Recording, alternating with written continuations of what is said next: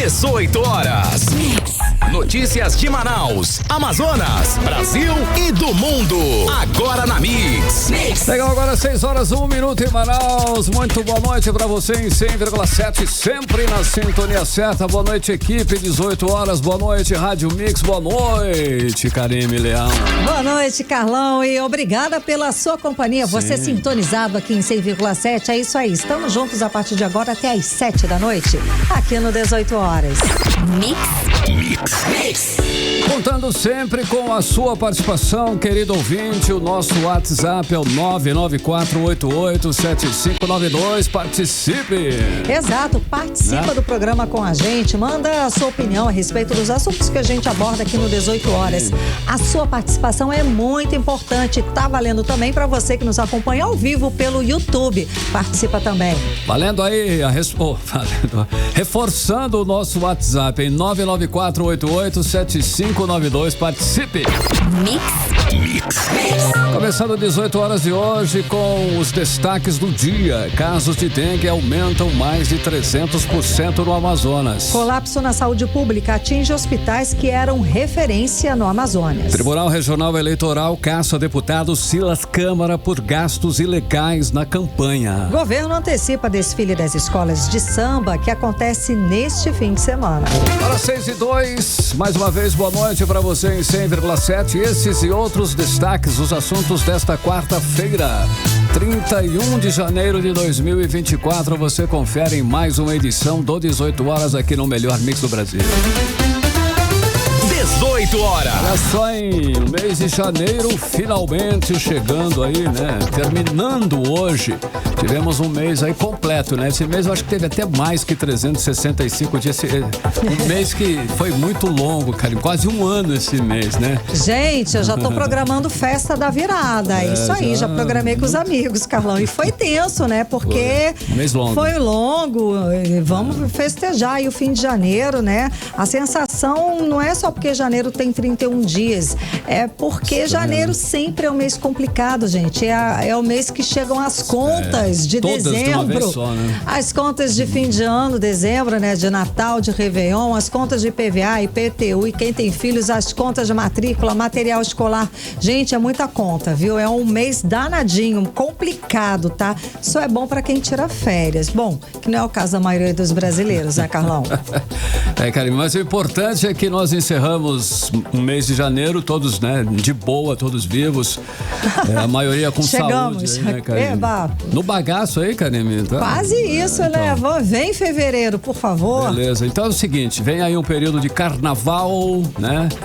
Inclusive nós estamos aí numa boa, já esperando, já preparado para esse carnaval e vamos aí nos aprontar para a quarta-feira de Cis. 2024 começa de fato e de direito a partir, né, Karime? No Brasil carnaval, é sempre né? assim, sempre gente. assim. A gente sabe que o ano só começa depois do carnaval.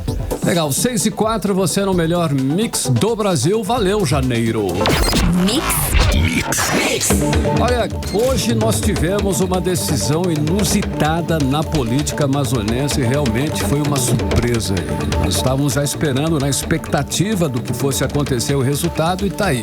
O deputado federal e pastor Silas Câmara foi cassado pelo Tribunal Regional Eleitoral do Amazonas por 4-2. Karime. Exatamente, Carlão. Silas foi cassado por ter feito gastos ilegais na campanha de 2022, quando foi eleito pela 5ª vez consecutiva deputado federal pelo Amazonas. Olha aí, uma decisão que ainda cabe recursos e que pode demorar meses e até anos até o processo de cassação seja julgado em definitivo. E quem acompanhou todo esse movimento, o julgamento hoje de manhã no Tribunal Regional Eleitoral foi a jornalista Cíntia Blink, que está aqui ao meu lado e conta pra gente todos os bastidores ali de hoje de manhã. Então, Cíntia, boa noite. O Silas foi cassado, mas ele continua no cargo, não é? Ele já anunciou que vai recorrer?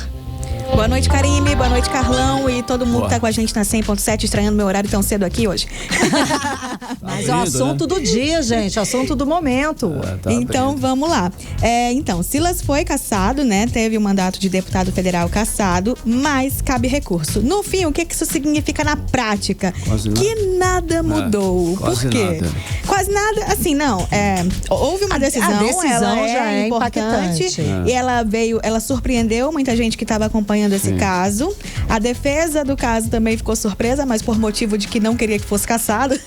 E o que acontece? É que vão agora tentar fazer, aliás, os embargos de declaração, que é assim, oi, bora rever aqui essa decisão? Será que era isso mesmo? Foi por 4-2, não foi por unanimidade. Os votos contrários foram da divergência, que inaugurou a divergência semana passada, que foi ele que pediu vista, Marcelo Vieira, juiz, e o outro juiz foi o Vitor Liuzzi.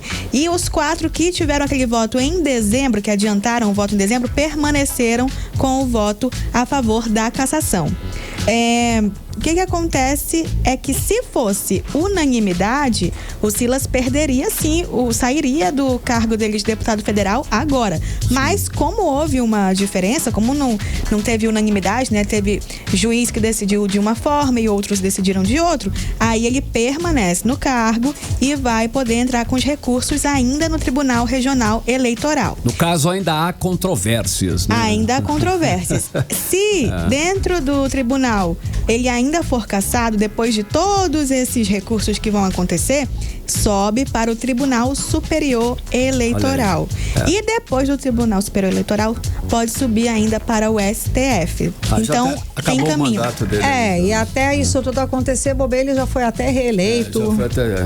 Olha só, Blink, caso, né, vamos supor que a cassação dele seja confirmada, ele seja realmente cassado, a nossa bancada terá 2 novos deputados, e não um só, né, são 2 novos deputados. Explica aí essa história, pode Cíntia. até acontecer de ter 3 no fim das contas, porque assim, atualmente a gente já tem Paulderney Avelino no lugar de Fausto Júnior. Fausto Júnior foi assumir uma secretaria da gestão Wilson Lima, né? Lá a CEDURB. Beleza, então Paulderney entrou como suplente.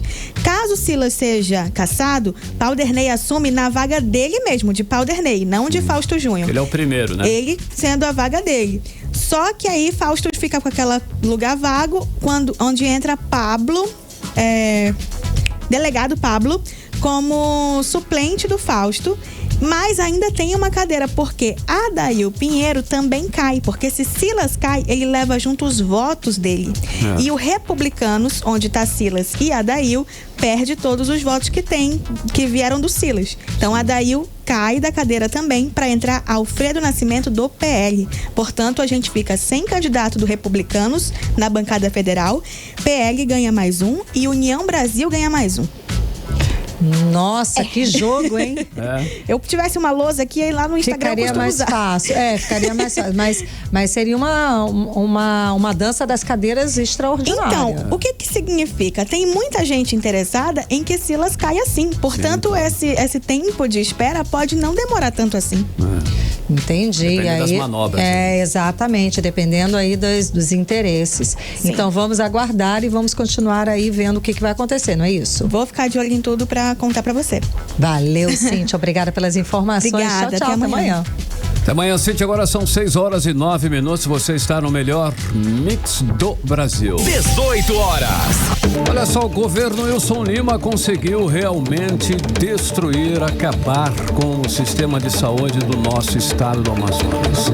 Estamos falando aí essa semana sobre as denúncias da situação do Hospital Tropical, conhecido mundialmente pela excelência do trabalho realizado em doenças tropicais, que hoje está simplesmente sucateado, com todos os profissionais de saúde com salários atrasados. O hospital está sem medicamento, com equipamentos quebrados, que era referência, no caso aí, referência de qualidade, agora está enfrentando essa situação aí, né, Karine? Esse caos vergonhoso, total. Carlão, é muito vergonhoso. O governo Wilson Lima, além de não melhorar nada, está conseguindo destruir as referências da saúde do estado. E quem sofre com isso tudo são os pacientes, né? A gente, a população. No caso do Hospital Tropical, são os pacientes que precisam de tratamento para malária, HIV, que estão sem conseguir esse tratamento direito.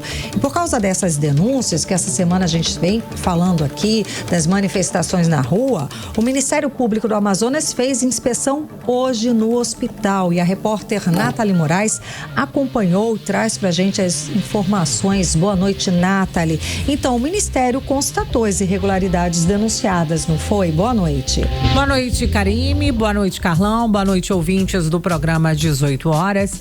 Karime, Carlão, né? O Ministério Público pôde acompanhar hoje de perto toda a precariedade que se encontra a Fundação de Medicina Tropical. Inclusive, Karime, Carlão, né? Eu estive lá na unidade acompanhando o trabalho, né? Foram 3 promotores do Ministério Público que acompanharam o diretor-presidente em exercício da Fundação de Medicina Tropical, onde eles visitaram ali todas as alas do hospital e puderam constatar o caos que se encontra uma unidade hospitalar que já foi referência. A gente está falando de uma unidade hospitalar de referência de doenças tropicais, né? São doenças que só existem aqui na nossa região, né? São doenças altamente infecto-contagiosas que são tratadas ali naquela unidade e que hoje estão sofrendo aí com um desabastecimento, né? Com o esquecimento do poder público.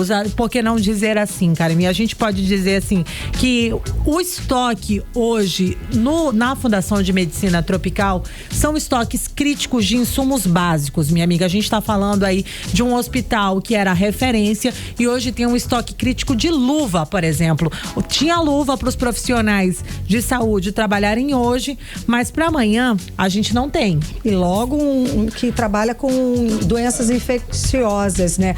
Mas parece, Nathalie, que você havia me dito que o Ministério Público, inclusive, falou que o hospital não tinha a menor condição de trabalhar. Exatamente. Porque oferece risco tanto para a população que está, para o paciente internado, quanto para o médico. Exatamente, Karime. Quem falou sobre essa situação, né, foi a promotora de Justiça em Saúde, a Cláudia Câmara. Ela que esteve ali acompanhando, né, essa fiscalização, e ela pôde constatar de perto toda a insalubridade oferecida, né, ofertada no local, principalmente na região do pronto-socorro, do pronto atendimento ali daquelas pessoas, já que também não tem um ambiente onde não se tem perspectiva de melhora. E aí tudo isso vem gerando problemas na saúde, até mesmo dos profissionais de saúde que atuam ali naquela unidade. Imagina aí você, Karime, é um profissional de saúde que vai atender uma pessoa infectada, né, com uma doença contagiosa, sem luva. Não existe como.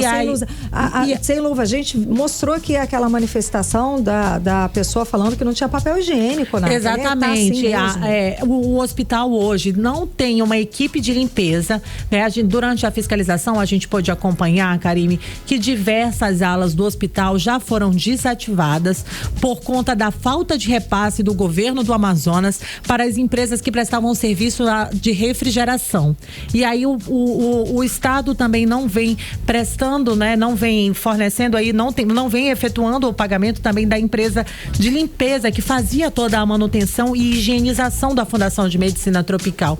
Então hoje o que a gente encontrou foram enfermarias abandonadas, ar-condicionados sem funcionamento, as paredes repletas de mofo, uma situação realmente bastante complicada. E aí, para falar um pouco mais sobre esse assunto, eu conversei com a promotora de Justiça em Saúde, Cláudia Câmara. Vamos conferir. Se falta luva, né? Como é que esse profissional vai atender sem luva, que é um equipamento de proteção essencial, né? O ambiente está todo insalubre, ar-condicionados com fungos, paredes com fungo, banheiros sujos. Então, isso aí afeta todo mundo, tanto que alguns servidores relatam que estão adoecendo com essa situação que hoje eles se encontram aqui na Fundação de Medicina Tropical. Vai ser feito o levantamento do que está faltando, para que seja cobrado a regularização desse estoque de medicamentos e de produtos para a saúde. 18 horas. Karime, Carlão, ouvintes do programa 18 horas, a gente ouviu aí a fala da promotora de Justiça em Saúde, Cláudia Câmara, ela que é promotora do Ministério Público e esteve aí acompanhando toda essa inspeção hoje na Fundação de Medicina Tropical. E aí, Karime, né, quem também estava ali, quem na verdade conduziu aí toda essa inspeção foi o doutor Welton Monteiro, ele que é diretor-presidente em exercício da Fundação de Medicina Tropical.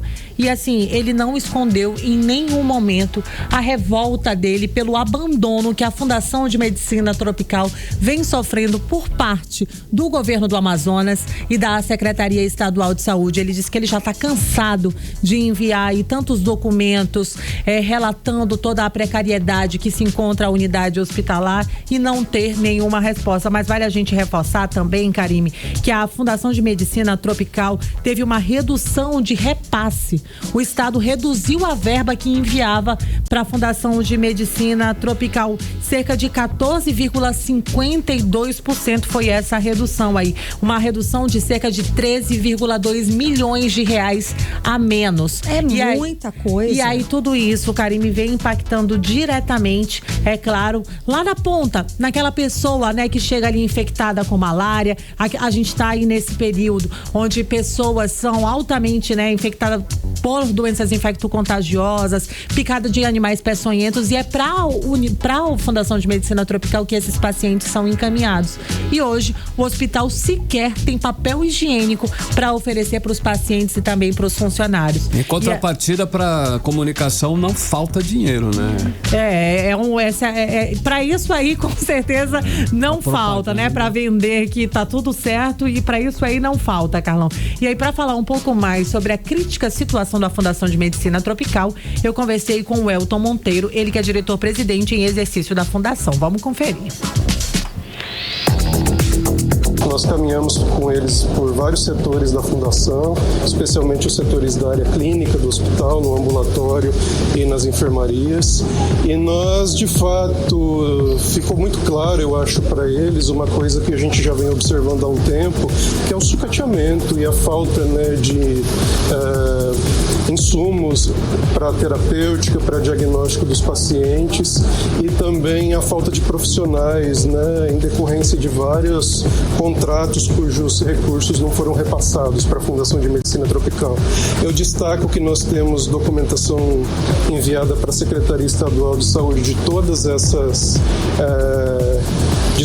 demandas nossas, de todas essas situações que nós estamos passando nos últimos meses.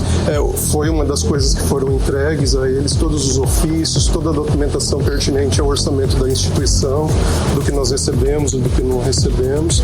E eu estou muito esperançoso de que essa reunião de hoje surta algum efeito para que nós continuemos a garantir para a população um serviço de qualidade. As empresas terceirizadas da área de limpeza e mesmo dos médicos, enfermeiros, maqueiros e outros profissionais, eles estão sem receber há meses, né? Isso é fato, a imprensa já vem divulgando isso há algum tempo e a gente confirma que está acontecendo isso aqui na Fundação de Medicina Tropical também. 18 horas.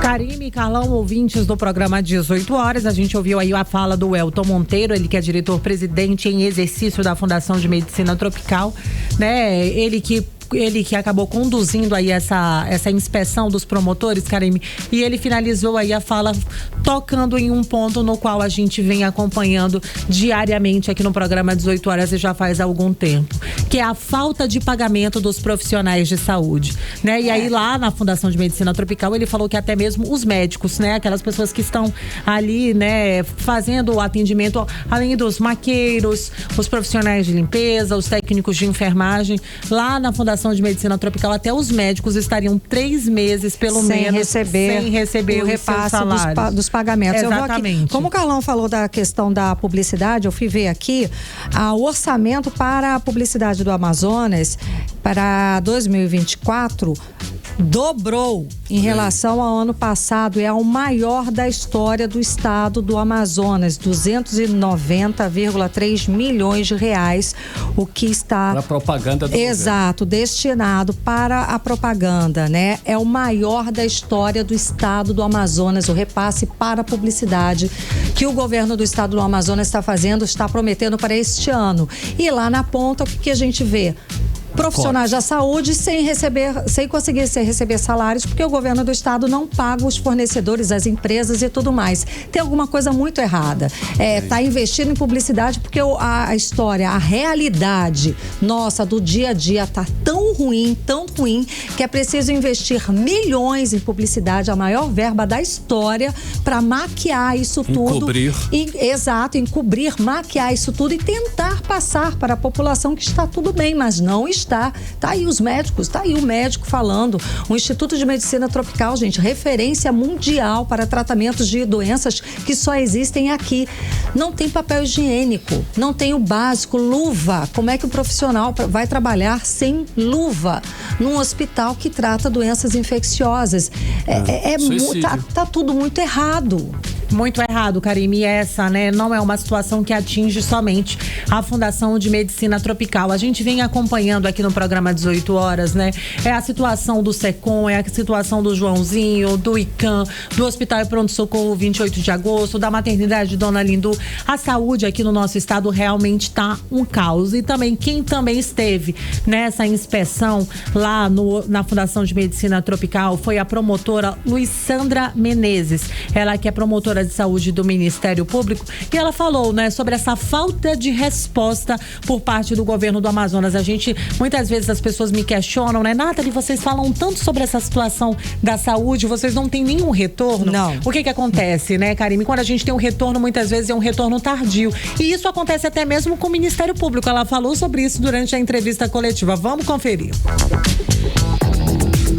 Falta de insumos básicos, com falta de salubridade, com falta de estrutura mínima de condições tanto para os servidores, como para os pacientes, como para o próprio corpo médico.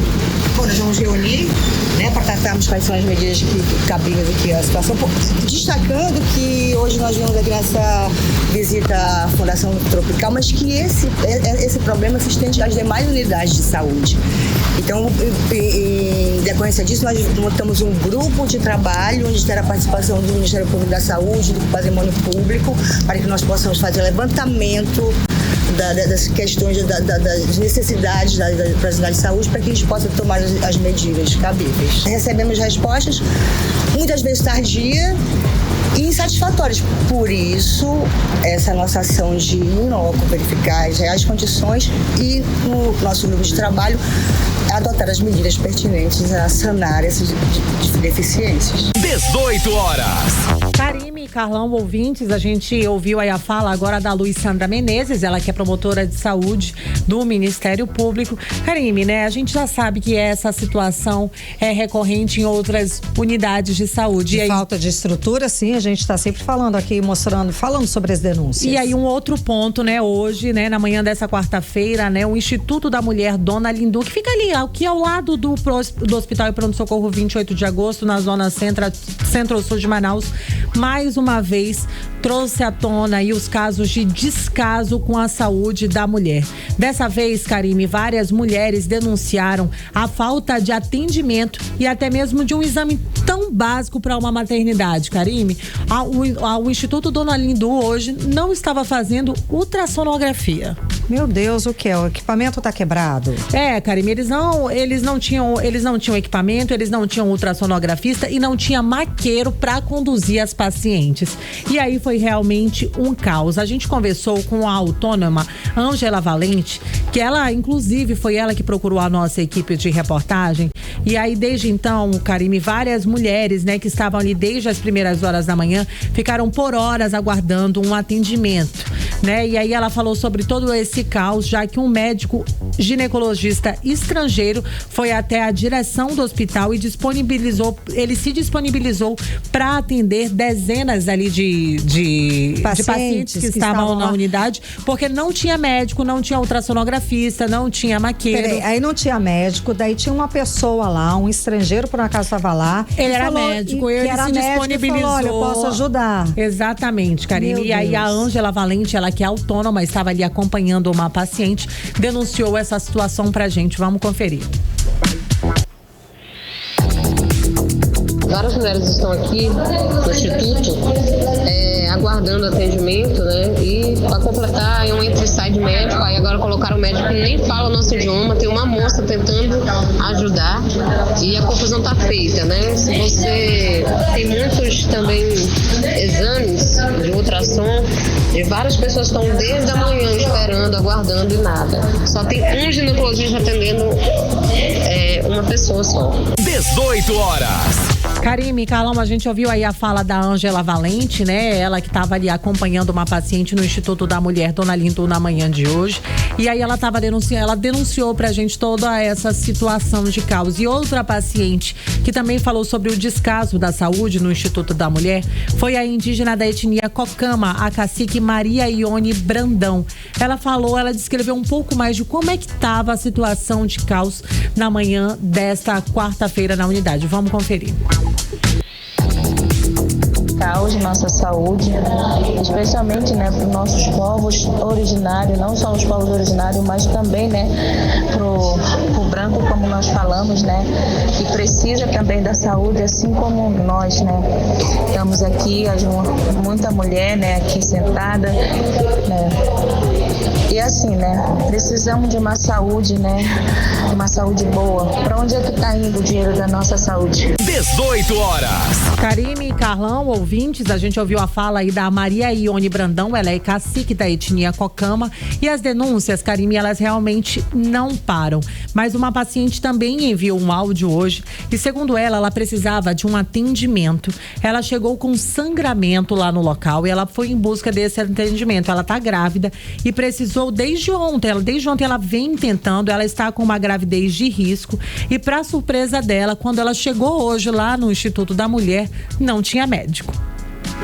E aí, sem nenhuma resposta, ela foi embora sem receber nenhum atendimento. Hoje ela retornou e continuou sem atendimento. Ou seja, Karime, a gente está colocando aí em risco duas vidas. A da mãe e a do bebê. E aí, por temer que o pior aconteça, ela resolveu procurar a nossa equipe e denunciar toda essa situação. A paciente é a dona de casa, Maria Açucena. Vamos conferir. Ontem eu saí do trabalho com muito sangramento, com indício de perca, né, do meu filho. Ia comparecer aqui na maternidade, eles não quiseram me atender, não tinha doutor para me atender ontem. Eu vim no horário de meia-noite, saí daqui, era 4 horas da manhã, não fui atendida. Voltei hoje de novo com o documento que eu estava ontem dos exames que eles me mandaram fazer, só que até agora nada. É um transtorno, porque eles dizem que é 1 hora, 2 horas para sair exame, não sair nesse horário, também sair 5, 6 horas da tarde. Tem mulheres aqui com dor, né, sangrando, mulher de todos os tipos. 18 horas.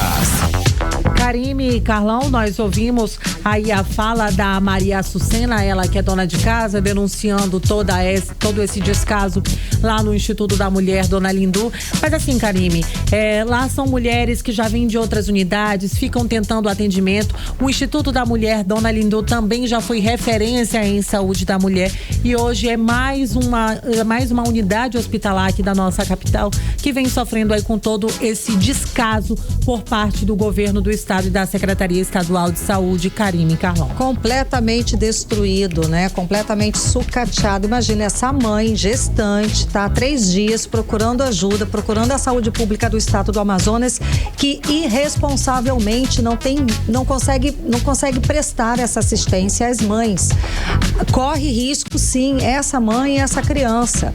E cadê o estado para fazer o serviço básico que a população tem direito, que é assistência à saúde? Vai na maternidade, uma maternidade que já foi referência no estado do Amazonas e não tem médico.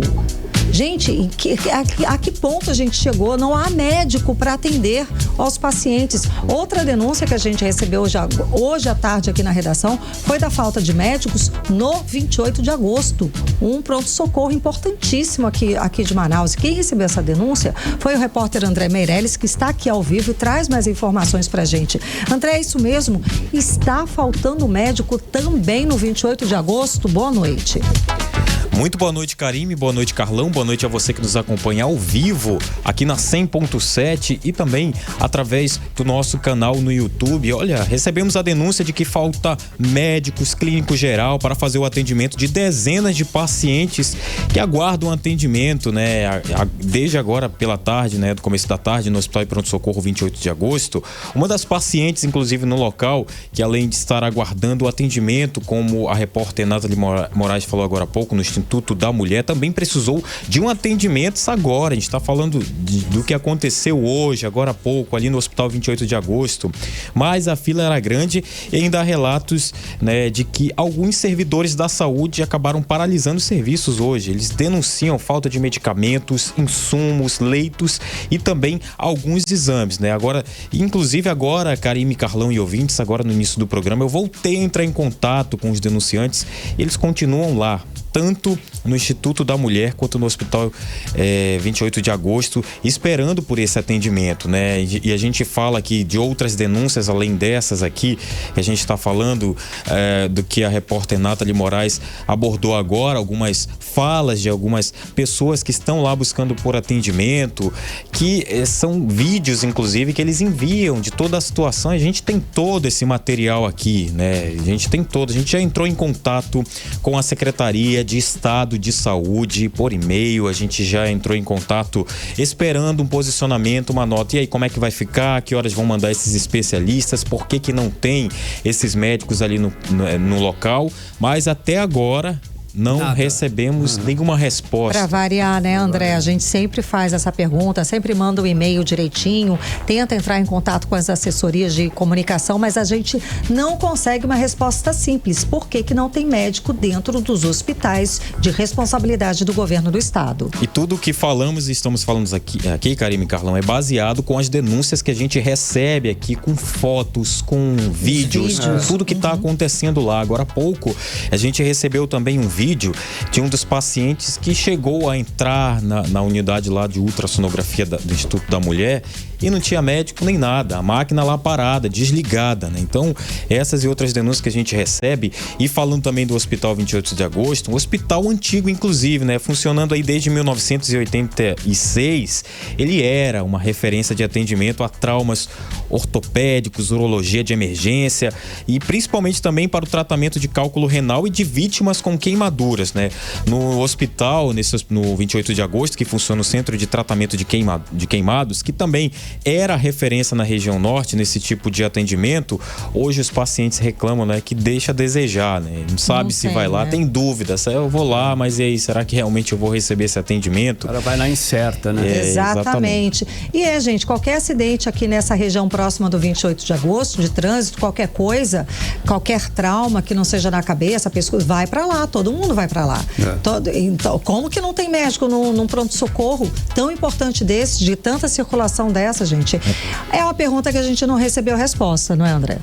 Nos atendimentos, no caso de ortopedia, né? Clínica médica, UTI, cirurgia, emergência vascular, urologia, nefrologia e oftalmologia e outros exames, né? Como raio-x, tomografia, ultrassonografia, eletrocardiogramas. Os pacientes denunciam a falta de alguns desses exames e, além disso, a demora no atendimento. Uns também denunciam que assim que entram no local para falar com alguns outros funcionários, os funcionários estão... Essa é a denúncia deles, né? De alguns. Sim. Os funcionários estão no celular e outros acabam respondendo com ignorância, né? Então, os pacientes estão ali com dor, já passaram horas e horas na fila, quando conseguem entrar para receber atendimento, ainda tem uma situação dessa. Não, algumas situações dessa. Muito complicado. Então é isso, Karime. Obrigada pelas informações, André Meirelles. É daí para pior, né, Carlão? André e Karime, essa situação nós estamos falando até agora da capital, né? Sim. E no interior não está diferente. O interior também está passando por problemas sérios, problemas graves. Inclusive, protestos por atraso no pagamento dos profissionais de saúde começaram a pipocar. Tivemos protestos em Lábrea e em outras cidades. Tem protestos marcados para os próximos dias. E o governador não mostra nenhum interesse em resolver essa situação. Uma situação de caos realmente na saúde do estado.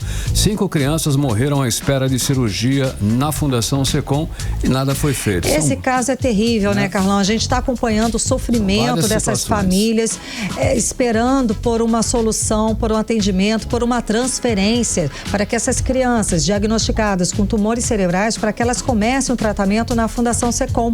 Elas estão internadas no Joãozinho, né, Carlão? A gente está acompanhando há semanas a situação, o sofrimento dessas famílias, as crianças morrendo à espera de um atendimento, de uma transferência. Cadê a canetada? Porque quando a gente é candidato, fala demais, né? Cadê? É fácil ser candidato, prometer. Como é que é aquela história? Cadê o poder da caneta? É só ali, dá uma canetada, tá quebrado, manda consertar. Então, e agora? Cadê o poder dessa caneta, gente? Tem pessoas esperando há mais de um ano, Carlão, por cirurgias que nunca são marcadas. E o governador só sabe dizer que já gastou mais de 5 bilhões de reais na saúde. Como? 5 bilhões que não aparecem. Que não aparece, gente. Não há luva no hospital como medicina tropical, não há papel higiênico. Os profissionais da saúde com os salários atrasados, não há repasse para as empresas. Uma dessas empresas é a empresa dos maqueiros. Tem também o pessoal da limpeza, pessoal da alimentação, e se reclamar é trocado, é demitido e fica sem receber, que essas são as denúncias que a gente recebe aqui. E cadê? Cadê? Porque tudo só piora. A gente tinha aí, estão mostrando aí os hospitais que eram referência aqui no estado, referência mundial nos tratamentos. E o que a gente está vendo? Ladeira abaixo. Só piora. Enfim, o que a gente pode dizer? Cadê os órgãos de controle? Para onde foi esse dinheiro, Carlão? São perguntas que a gente precisa e a sociedade merece. Tem que cobrar e tem que ter resposta. Não pode fingir que não está ouvindo, não pode fingir que não está acontecendo. Porque o governo e essa gestão, ela deve uma satisfação, sim, para a sociedade, para o cidadão que paga imposto e não está vendo lá na ponta o retorno do que é pago, do que a gente paga imposto. É caro pra caramba aqui no Amazonas. E para finalizar, né, gente, a prisão de 4 secretários de saúde de Wilson Lima talvez explique muita coisa. Para 6h37, você no melhor Mix do Brasil até às 7, conferindo os detalhes do dia no 18 horas. 18 horas. Continue aí em 100,7. Daqui a pouquinho o Carnaval da Floresta começa esse fim de semana e você confere os detalhes daqui a pouquinho, hein, no 18 horas. 18 horas. Agora tempo e temperatura, né? Previsão do tempo para amanhã, quinta-feira. Karime Leão. Previsão do tempo. E segundo informações do Climatempo, para amanhã, a previsão é de sol com muitas nuvens durante o dia, período de nublado com chuva a qualquer hora. Mínima prevista de 25 graus, a máxima não deve passar dos 30 graus. As chances de chuva são de 90%, a umidade relativa do ar fica entre 68% e 97%. Mix. Olha aí, o nosso Rio Negro, hein, subiu mais 5 centímetros de ontem para hoje, levando agora a marca no Porto de Manaus para 21 metros e 17 centímetros. Mix. E um site especializado em política, o Congresso em Foco, fez um raio-x de como votou cada deputado, cada senador. Ou seja, quem foi oposição e quem votou a favor do governo. E o nosso correspondente, o jornalista Carlos Eduardo Matos, tem mais informações a respeito desse assunto. Cadu, bom te ver, seja bem-vindo, Cadu. Então, a bancada do Amazonas foi mais governista em 2023? A gente tem essa informação. Boa noite. Temos sim, Karime. Foi mais governista que o próprio PT, viu? Olha. Boa noite, Karime. Boa noite para você. Boa noite, Carlão. Boa noite, ouvintes do programa 18 horas.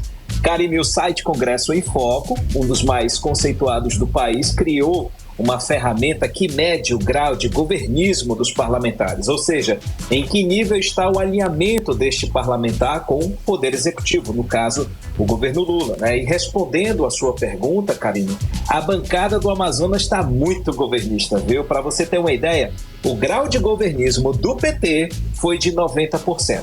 O senador Marazis, do PSD, que é uma liderança do Senado, aliado do presidente Lula, PSD, viu? Teve 91% de alinhamento com o governo. E aí, quem segue nessa lista da nossa bancada? Sidney Leite, do PSD também, com 93% de alinhamento com o governo. Átila Lins, o cara que não fez um projeto de lei, mas estava lá com o governo. Do PSD também, 93% de alinhamento com o governo Lula. Ou seja, os mais governistas da bancada do Amazonas, Karine, são do PSD. Para você ter uma ideia, né? E o PSD não está tão próximo do governo assim, os demais parlamentares, a bancada nacional, né? Agora, vem na fila e puxando a fila, Saulo Viana, União Brasil, 89% aí de governismo. Fausto Júnior em seguida com 84%. Engraçado, né, Karine? O Fausto Júnior, ao longo de 2023, ele manteve uma narrativa bolsonarista nas redes sociais dele. Meu Deus, era cada crítica aí ao governo, ao presidente Lula, mas do meio do ano para até o final ele deu uma aproximada, participou das reuniões com o governo, falou um pouco mais com Padilha, lá, o secretário de Relações Institucionais, enfim. E aí deu esse resultado, né? 84% de alinhamento com o governo. Adair Filho, do Republicanos, 83% de governismo. Ele que está tendo o mandato ameaçado, ele sempre foi governista, é um trabalho que ele exerceu justamente para que ele captasse mais emendas parlamentares para o interior, para Coari, região ali, né? Silas Câmara vem em seguida aí com 78% de governismo. A Cíntia Blick contou a história dele. Ele está sendo ameaçado realmente. De um lado, ele era líder da bancada evangélica. De um lado aqui, os parlamentares furiosos da bancada evangélica e de outro, negociar com o governo. Como aproximar esses dois? Ele assumiu uma postura de mediador, de negociador. Daí teve esse resultado dele de 78% de governismo. Amon Mandel, 74% de governismo. Ele é do Cidadania, né? Tem uma postura mais independente, ele não dá muito ouvido para o governo, não dá muito ouvido para as bancadas ideológicas. Então, nesse caminho que ele seguiu, ele foi avaliado com 74% de governismo. Capitão Alberto Neto, aí linha dura da oposição, vice-líder do PL, 24% de alinhamento com o governo. Já era de se esperar, né? Ele nunca se aproximou, ele manteve essa narrativa de combate, de antipetismo, na verdade. No Senado, Eduardo Braga, 91% de alinhamento com o Poder Executivo, 91% junto ali praticamente com o Maraziz, né? Claro, foi relator da reforma tributária, sempre esteve muito próximo do governo e é uma liderança do MDB, um dos partidos da base, né? E Plínio Valério, com 55% de alinhamento com o governo Lula. Apesar dele ter presidido aquela CPI das ONGs, né, feito aquelas críticas duras, né, ele foi avaliado meio 50-50, né, das críticas de governismo, né.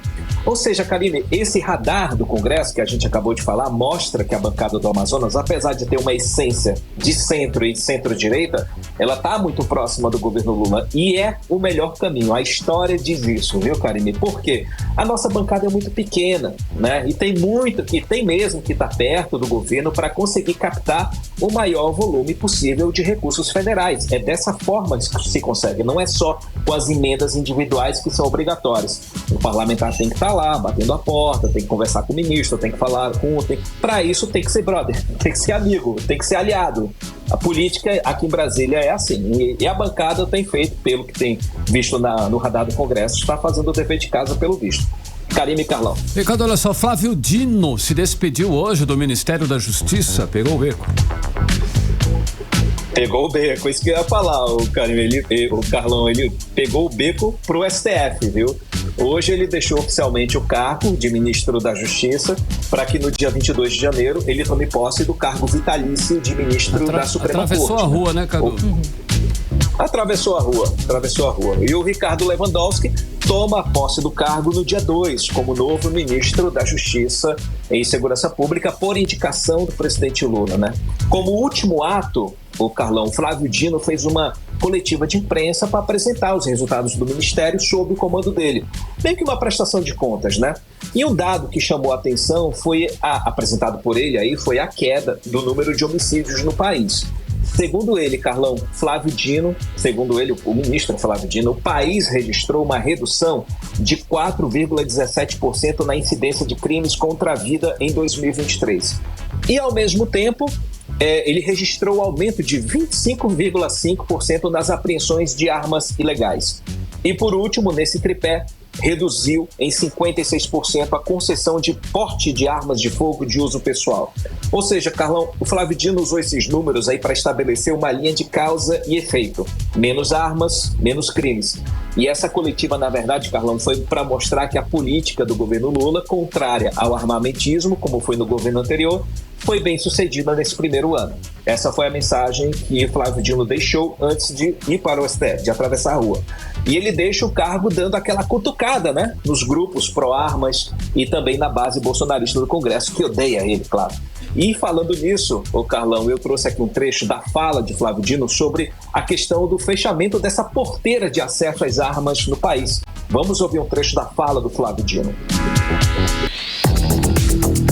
Armas ilegais também chama a atenção desse item, em que há uma ação mais efetiva, aumento de 25% na apreensão de armas ilegais, e o presidente Lula fixou essa diretriz de combate ao armamentismo irresponsável no nosso país, e nós sabemos que isso é vital para que nós tenhamos armas nas mãos certas e não essa política armamentista demagógica que não produz efeitos positivos para a sociedade.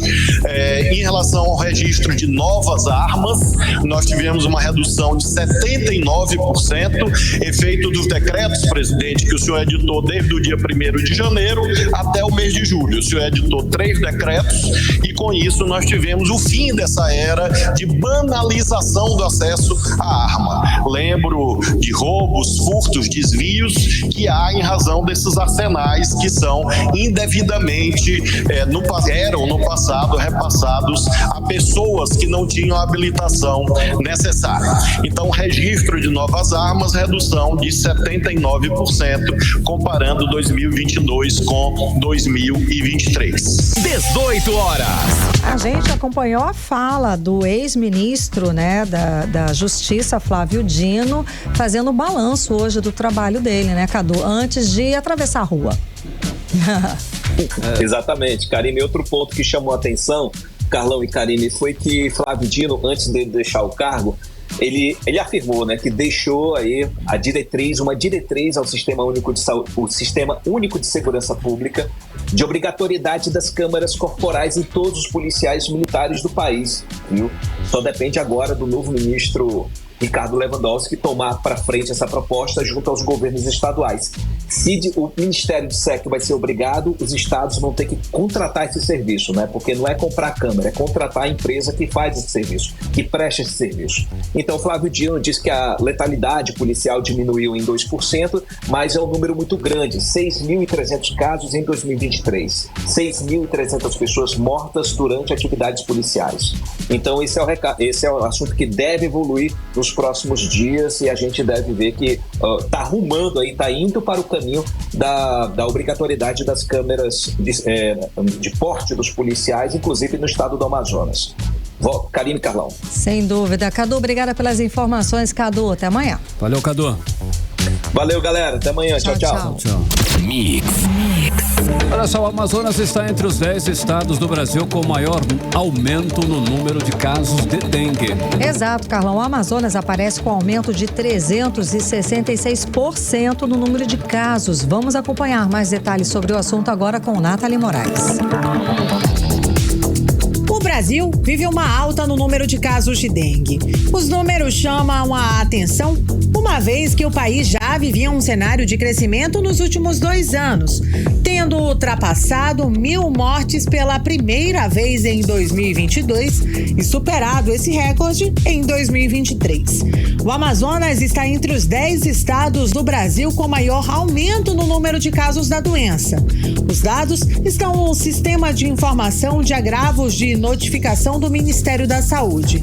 Aqui no nosso estado, o aumento chega a 366%. E na capital não é diferente. Segundo o boletim epidemiológico divulgado pela Secretaria Municipal de Saúde nos últimos 7 dias, Manaus teve 573 casos notificados, ou seja, casos suspeitos, e 74 casos confirmados de dengue e outros 1.773 casos estão sendo investigados. Só agora no mês de janeiro foram confirmados 409 casos de dengue aqui em Manaus. Helder Figueira, chefe do Departamento de Vigilância Ambiental da FVS, reforçou que o combate ao mosquito requer a participação dos poderes municipais em conjunto com a população para uma mobilização de combate à proliferação do mosquito Aedes. É um momento também que a gente precisa trabalhar junto com a população para que a gente consiga diminuir a incidência do mosquito vetor, que é o Aedes aegypti. Para isso, a gente precisa destinar simplesmente 10 minutos semanais, verificando em torno de casa ou dentro de casa a presença de depósitos que sejam criadores do mosquito. Qualquer vasilha que tenha água, que acumule água, que possa servir para a fêmea do mosquito colocar seus ovos, é importante que seja eliminado. Se for um depósito maior que você não consiga eliminar, entre em contato com um agente comunitário de saúde, ele vai te orientar, ele tem os larvicidas adequados para usar e aí também ajuda na eliminação desse criador. A gente espera, nesse período, um maior número de notificações de casos, porque a gente tem maior incidência do mosquito. A limpeza dos recipientes de água deve ser realizada pelo menos uma vez por semana com água e sabão, esfregando bem para a remoção de possíveis criadores do mosquito Aedes aegypti. A FVS recomenda o cuidado redobrado com o lixo doméstico e também com recipientes plásticos, quando inadequadamente descartados, acumulam água e se tornam criadouros de ovos do mosquito. O especialista reforça: a dengue é uma doença febril aguda e requer muitos cuidados. Geralmente, dengue começa com febre alta, dor atrás dos olhos e manchas vermelhas pelo corpo. É importante que você fique alerta a alguns sinais e sintomas de gravidade maior dos casos de dengue, principalmente quando você tem, por exemplo, um leve sangramento na gengiva ao escovar os dentes, ou então dor abdominal intensa. Procure a unidade de saúde, procure o serviço médico para que seja orientado e devidamente tratado. Nathalie Moraes para o 18 horas. Você está ouvindo 18 horas. Agora 6 horas e 51 minutos, você no melhor mix do Brasil. Olha só, o governo do estado antecipou o desfile das escolas de samba de Manaus. É neste final de semana agora, hein, Karime? Estarei lá no Sambódromo, com certeza. Pé nos sambando, né? Exatamente, no sábado. Estarei lá, olha, se tudo der certo. Bom, e a justificativa, Carlão, é o seguinte, é de que essa mudança aí vai atrair mais patrocinadores e público para o Sambódromo. O repórter André Meirelles está com mais informações pra gente, tá aqui ao vivo. Boa noite, André. Então, o Carnaval da Floresta já começa neste fim de semana, não é isso? Foi antecipado aí para sábado agora, dia 3 de fevereiro. Boa noite, Karime, Carlão e ouvintes. Olha, neste ano o calendário inicia mais cedo e abre com os desfiles das escolas de samba no Sambódromo. O público vai prestigiar aí as agremiações já a partir de amanhã, né? 1º e 2 de fevereiro, a partir das 9 da noite, quando desfilam as escolas dos grupos de acesso B e A, respectivamente. E no dia 3 de fevereiro é a vez do grupo especial, né? O diretor de eventos da Secretaria de Cultura, o José Luiz Santos, ele falou aí sobre esses preparativos para o carnaval deste ano no Sambódromo. Vamos conferir. Toda a área da segurança, toda a área da saúde, seguranças particulares, o Poder Judiciário se faz presente, que é o Juizado da Infância e Juventude, para que as pessoas, quando venham para cá, se sintam seguras. 18 horas. Karime, Carlão e ouvinte, a gente ouviu aí a fala do José Luiz Santos, diretor de eventos da Secretaria de Cultura aqui do estado do Amazonas, falando aí que neste ano o calendário inicia mais cedo, né? E abre com os desfiles das escolas de samba no Centro de Convenções Gilberto Mestrinho, Sambódromo, né? O público, né, que vai prestigiar esse grande evento que começa aí já a partir de amanhã, a partir das 9 da noite. Desfilam as escolas dos grupos B e A, respectivamente, no dia 3 de fevereiro é a vez do grupo especial e segue nesta ordem os Unidos do Alvorada de 8, começa a partir aí de 8 da noite, segue até 9, aí vem Andanças de Cigano, Andanças de Cigano. Que eu vou. Aí depois de Andanças de Cigano, com a participação especial de Karime Leão, A gente vai ter Vila da Barra, Reino Unido da Liberdade, Mocidade Independente de Aparecida, a Grande Família, Vitória Régia e Dragões do Império aí para encerrar aí 6h30 da manhã. Olha só, a noite todinha. Ainda no Sambódromo, no dia 5 de fevereiro, será realizada a apuração das notas das escolas de samba, né? E quem será que vai ganhar? Será que é Andanças de Cigano? Eu tô apostando, lógico. Porque Carim vai estar lá? Vai ser, será? Vamos ver. A gente vai acompanhar aí. E dando a continuidade à programação do Carnaval na Floresta de 2024, tem o Carnaboi, os esquentas da festa que abre a temporada bovina. Acontece no Centro de Convenções do Estúdio 5, no Distrito Industrial, e vai ter entrada gratuita, hein? Olha só, entrada gratuita que vai acontecer no dia 5 de fevereiro, lá no Estúdio 5. E os esquentas do Carnaboi acontecem no dia de 5 a 7 de fevereiro, também no Estúdio 5, de 7 da noite até às 11h30. E a festa, né, propriamente dita, o Carnaboi 2024, será nos dias 9 e 10 de fevereiro, das 7 da noite até as 2h30 da manhã, que será também no pavilhão do Centro de Convenções, né? E a gente vai falar aqui sobre a situação da segurança, né? Carnaval tem que ter a segurança, né? Sem dúvida. E para garantir a segurança dos foliões nos eventos carnavalescos, as forças de segurança e salvamento permanecerão nas ruas 24 horas por dia. Isso tanto aqui em Manaus quanto nas cidades do interior do Amazonas. Vão atuar aí a Polícia Militar, junto com a Polícia Civil, Corpo de Bombeiros e as equipes da Secretaria de Estado de Segurança Pública. Inclusive, o comandante-geral da Polícia Militar, Coronel Klinger Paiva, ele explica pra gente que 2.500 policiais vão realizar aí o policiamento na capital para garantir a segurança da população. Vamos conferir.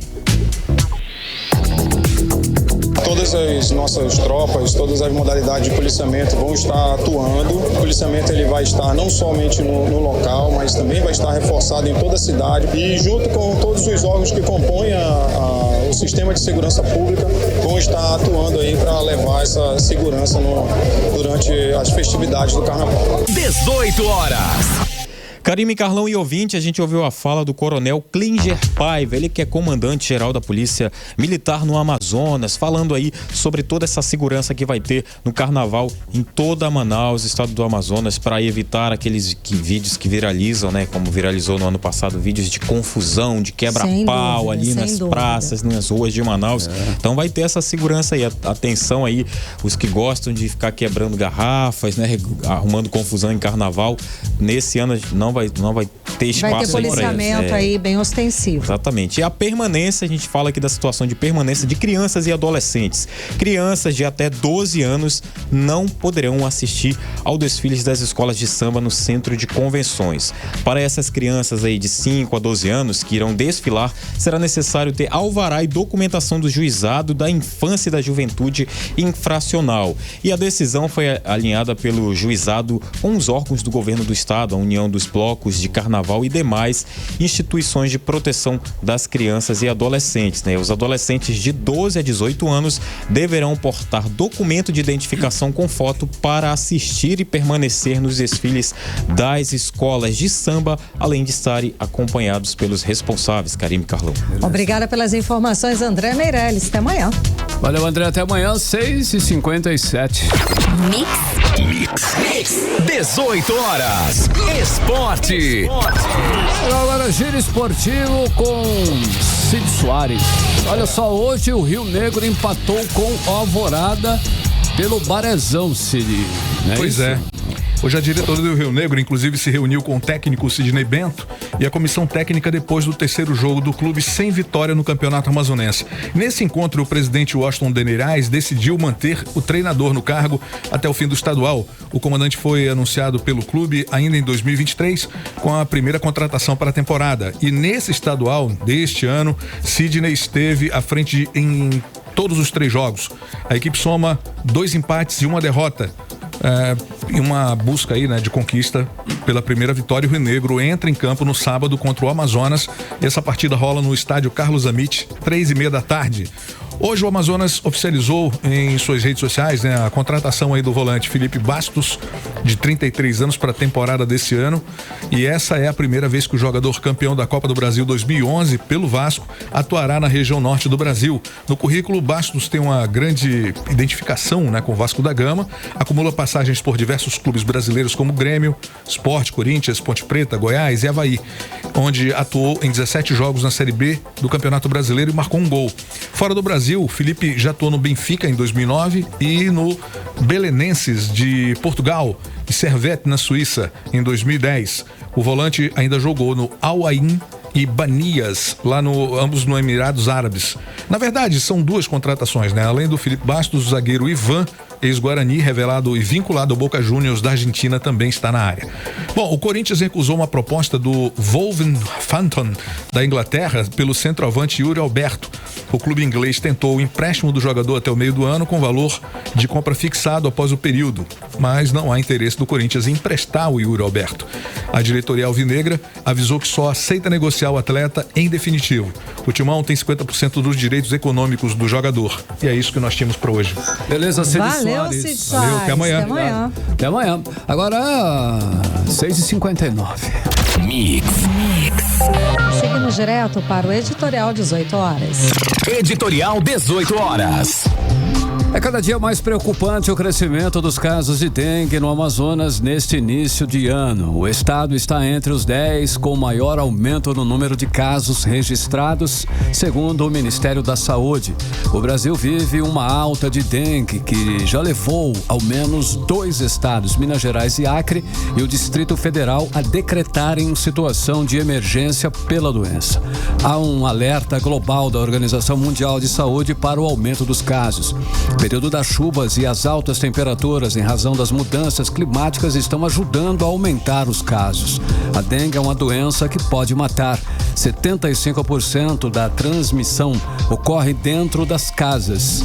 O Ministério da Saúde reforça que a principal medida é a eliminação dos criadouros do mosquito. Então, é preciso sim conscientização e trabalho das autoridades, mas também de cada cidadão para tentar reverter a situação que no momento só tende a piorar. 18 horas. Para 7h01, Karime, boa noite. Boa noite, um beijo, até amanhã. Até amanhã. Você ouviu 18 horas. As notícias do Brasil e do mundo. De volta amanhã. Mix.